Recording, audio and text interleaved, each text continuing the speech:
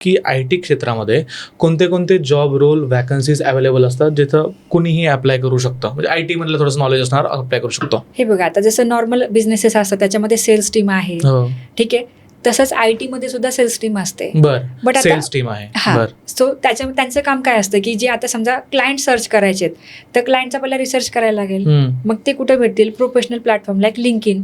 मग तिथून तुमचं कम्युनिकेशन स्ट्रॉंग पाहिजे, तुम्ही बरोबर. तिथं लिंक्डइन वरून मेल केले पाहिजे किंवा क्लायंट सोबत कम्युनिकेशन मध्ये ऑनलाईन मीटिंग केल्या पाहिजे. हे रोल असतात सेल्सचे. बर, त्यानंतर रिक्वायरमेंट गॅदरिंग, त्याला आपण अनालिस्ट म्हणतो, डॉक्युमेंट अनालिस्ट बर, लिस्ट. त्यानंतर बिझनेस अनालिस्ट असतात हो, प्रत्येक डिपार्टमेंटचा डेटा अनालाइज करण्यासाठी.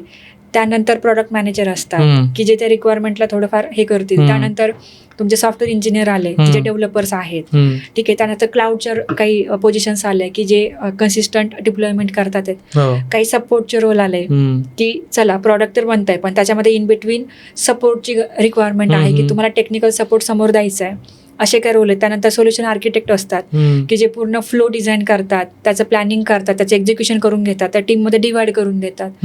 असे काही रोल असतात. त्यानंतर काही मॅनेजरियल रोल असतात हो, की ज्यांची जबाबदारी असते की तुम्ही ह्या टीमकडून ह्या गोष्टी करून घ्या. ह्या गोष्टी अशा बऱ्याच पोझिशन्स असतात.